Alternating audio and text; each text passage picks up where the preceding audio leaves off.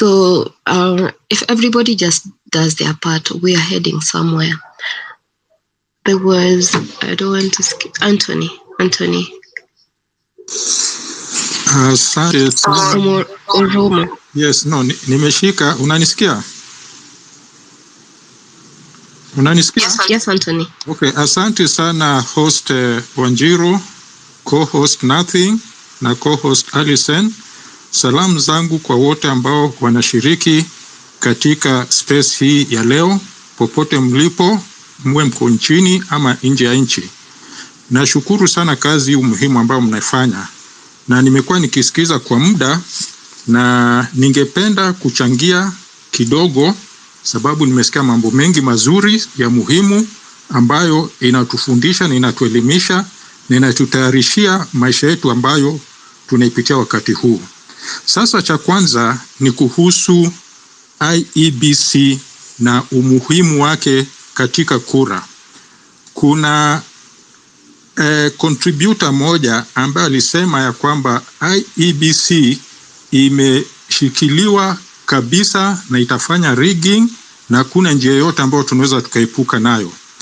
Ningependa kutofautiana kidogo tu kwa sababu baada ya election petitions ambazo tumekuwa nazo safari 2 ama 3, imefika kiwango ile presidential election katika nchi yote ya Kenya itakuwa determined at the polling station, constituency level. Hii ni muhimu sana tuishikilie kwa sababu matokeo ambayo itatangazwa na ambayo katika office ya polling station, hiyo ndio itadetermine presidential election. Ingawaje rigging inaweza kufanywa kwa njia zingine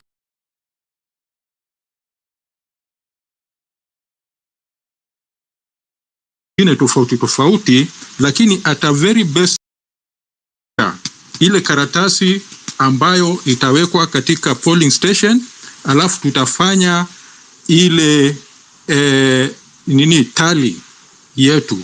So it is not entirely hopeless if we keep track of the legal challenges which have been facing the previous election procedures and the refinements which have been made to it.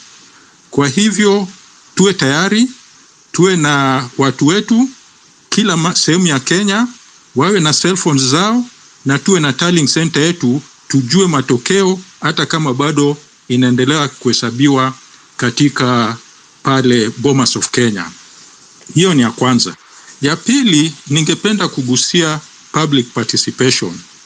On Friday tuliona umuhimu wa public participation na nilifurahishwa kabisa na vile vijana wa baba wa mama zetu, mashangazi zetu vile walijitokeza na wakaongea na sauti moja. Cha muhimu ya public participation ni nini? Ni ya kwamba hakuna chochote ambacho cha muhimu kwa raia kinaweza kikapitishwa na bunge bila ya public kuparticipate kwa hiyo process. Na tukiweza kuirefine kabisa, wacheni niwaambie mandugu, madada, wenzetu ambao mko kwa forum, hata ile ukiti ya kuwa mwanabunge ama kuwa nini, itakuwa na muhimu ya kadiri ya kutosha. Sababu ni sisi wananchi ndio tutakuwa tukiongoza mjadala huo. Na inatakikana hata kabla tujaingia bungeni, tuzidi kurefine mpaka power iwe katika mkono ya public. Hiyo tutakuwa tumepiga step moja kubwa sana. We saw just a glimpse of it on Friday and we must not let it go. It's a very important pillar in the improvement of governance in our country. Nitagusia kidogo pia mambo ya Moi era. Ni kweli kwa umbali ni kama tunarudi kwa ile nyakati ya Moi, especially ikuhusu maafa, abductions, kidnappings. Hizo zilikuwa characteristics ambazo tuliziona hapo nyuma, lakini sasa imekuwa blatant zaidi. Hizi magari hizi za Subaru na watu wamejifunga balaclavas kwa vichwa vyao. Lakini kuna tofauti kubwa pia. Wakati wa Moi hatukuwa na katiba hii ya 2010. Kwa hivyo zote ambazo ni maovu serikali inatenda, tuko na nguzo ya katiba na sheria na courts zetu, hata kama zina wobble kidogo kidogo, lakini it is a big difference. So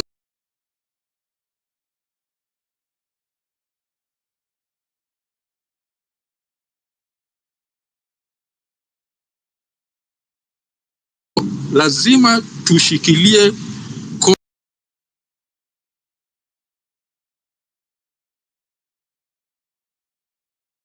lakini hiyo ni kitu moja important, na tusilegeze kamba hata kidogo. Tushikilie katiba,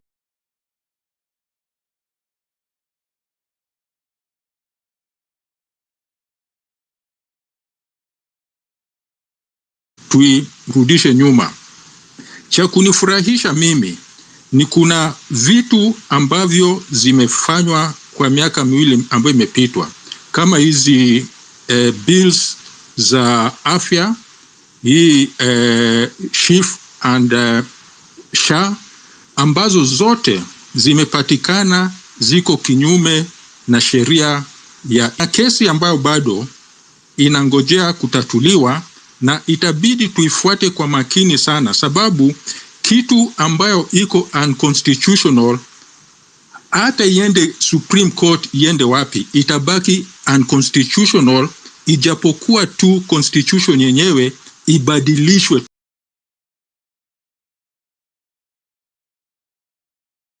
tena ndio iwe hiyo mpango itakuwa ni halali.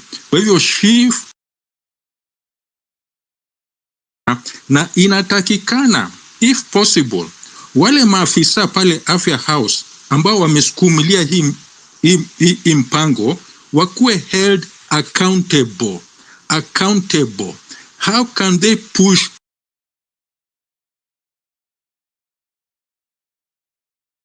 something that is unconstitutional on Kenyans by force?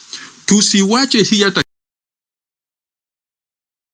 kwamba huyu CS must get out, lazima tumuondoe, sababu yeye ndio the duty bearer. Nikienda kumalizia, nitagusia civic education.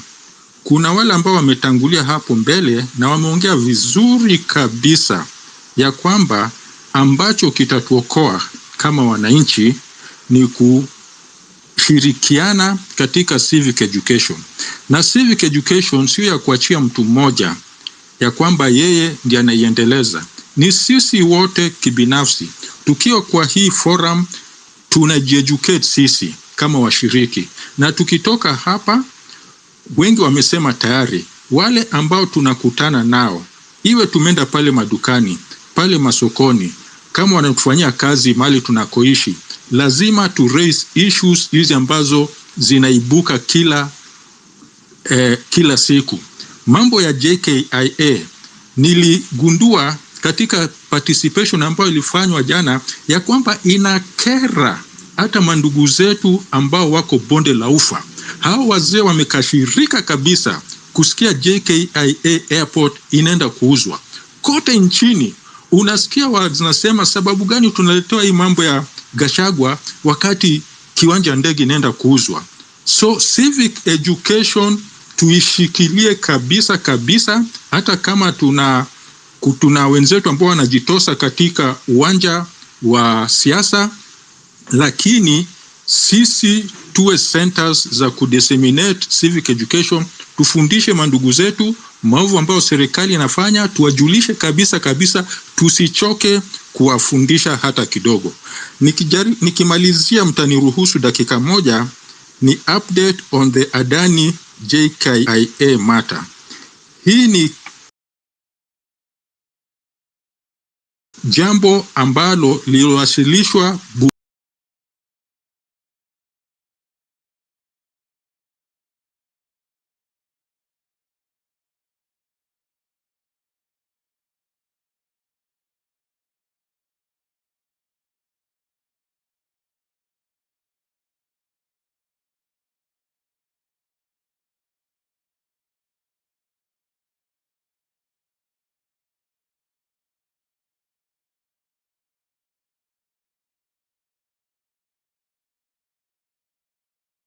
toka hii wiki tunaenda kuanza Jumatatu.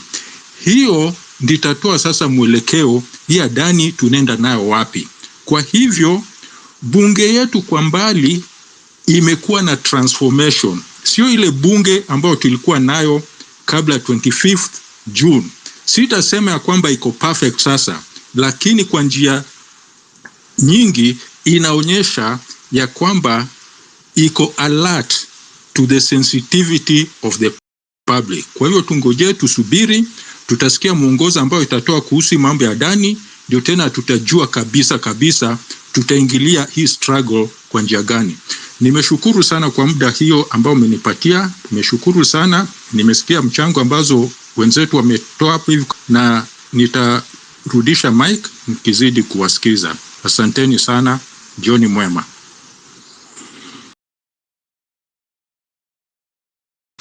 Anthony, more tunashukuru.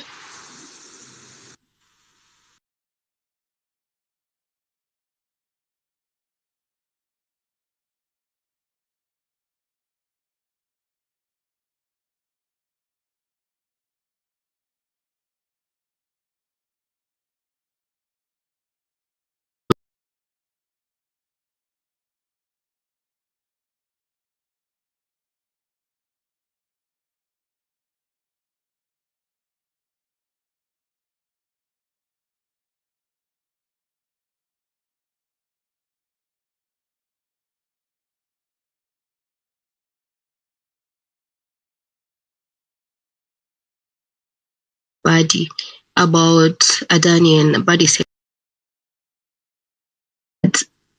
the questions they were poking that day were relevant and can be helpful. I'm very grateful for your submission. Yes, I would want to say that the revolution started in Rift Valley in 2020, December of 2022. But there was a silencing. They were saying, oh, you know, this is our person, let's give him time. But the discontent has been there, the complaints were there, and if you actually look at the pattern, he doesn't set foot in Rift Valley because they tell it as it is. News from the Rift are suppressed, but public participation gave people a window of the reality on the ground, but it's a lot worse than you guys are seeing. So what he does, he goes to other regions to guilt trip them and show them that you see other areas embraces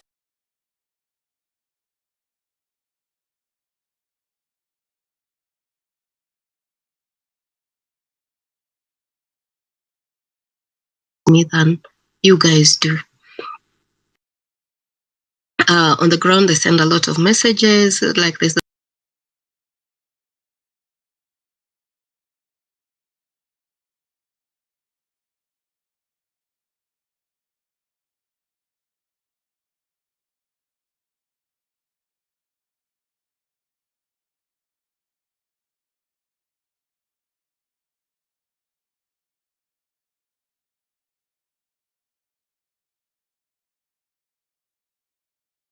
So it's up to everyone to do civic education, and I'm talking about the people who are in the space. There were lawyers, were engineers, and they're saying, thank you, young people, for awakening us. And some already were doing their bit. They were already in court. There's a lot going on. It is not spared also in terms of the violence. Do not be hoodwinked by the few goons who get paid.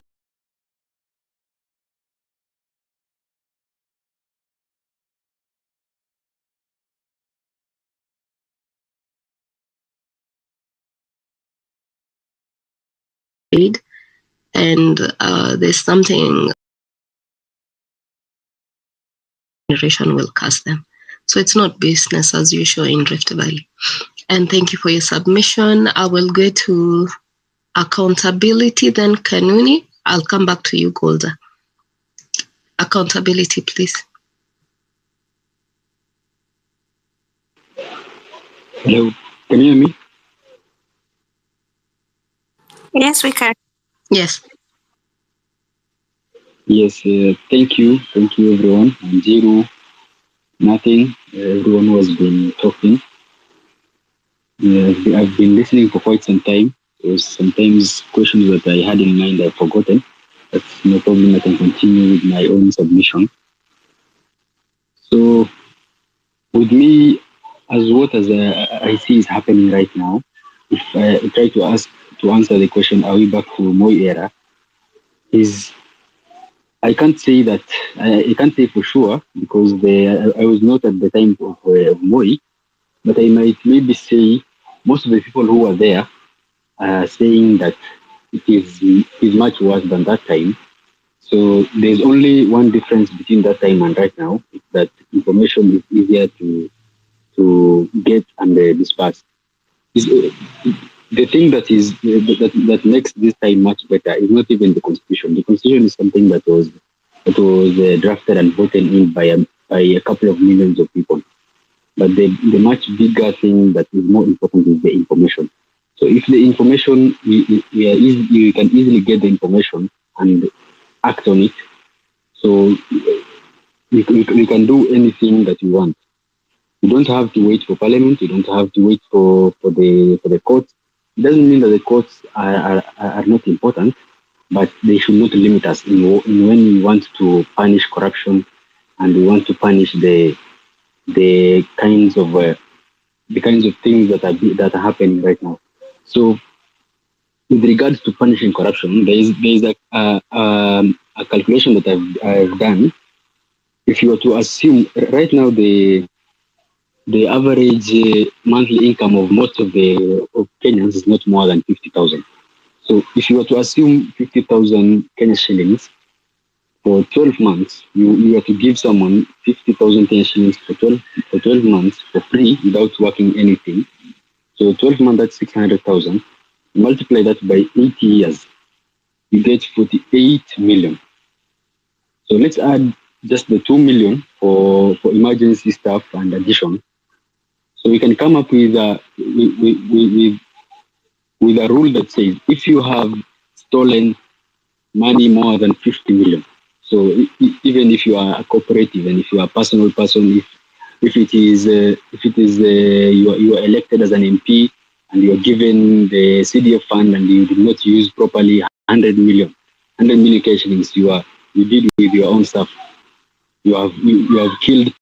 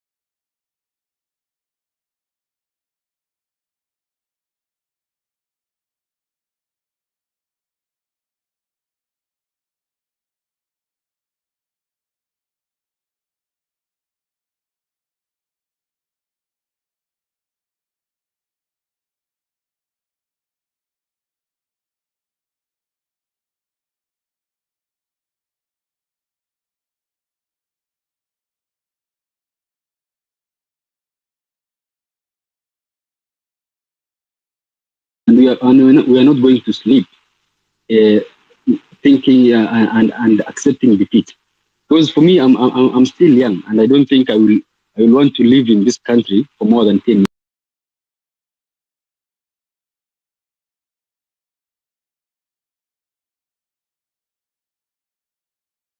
In the comment section, I cannot wait until 2027.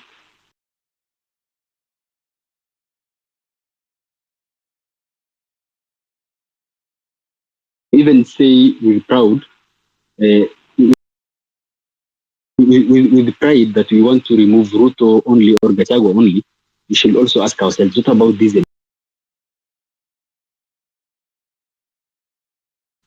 86 House sessions? And then says after eight sessions, you are no longer.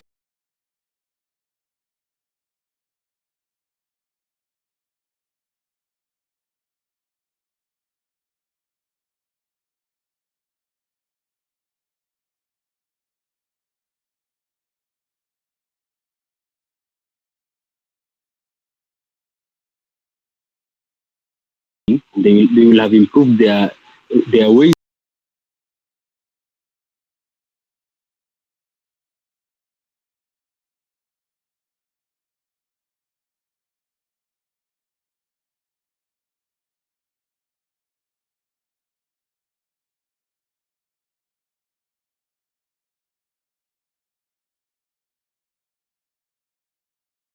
In, let's say, 3 years' time, we have a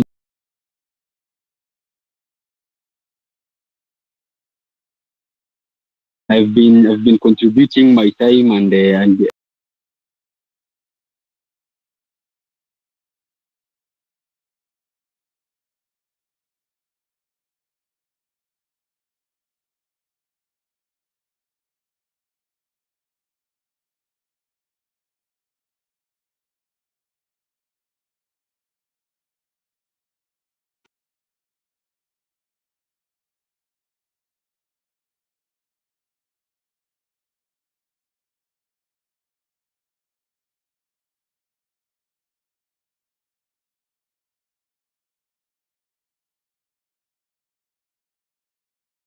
about the resources, because you need resources. You need resources to fight back when things are not going your way and people are killing you for no reason. So come to Nkura, come build your own space, and people can vote in there. We are also introducing a forum where people can engage and structured intellectual conversation can happen, such that when the time comes, we are prepared in all sectors, from healthcare, education, agriculture, all of them. We have an option to fix it.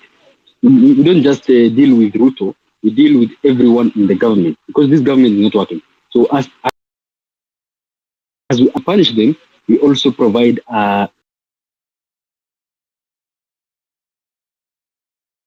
who thinks is the one who is going to take us to Canaan.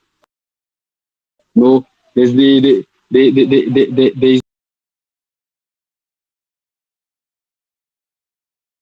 no, that way is not going to happen. So it will be a collective force, a democratic collective force, and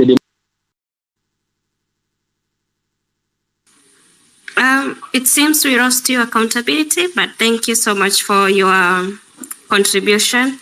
We have minutes, so we're going to have everyone who is on the speakers panel to 2 minutes each, so that in the next 10 minutes we are done. So accountability, thank you. We couldn't hear you at the end, but thank you so much for coming, and we love you.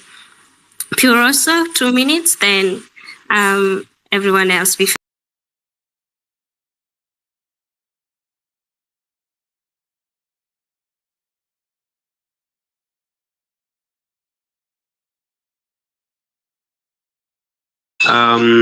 Thank you for the opportunity. I just want to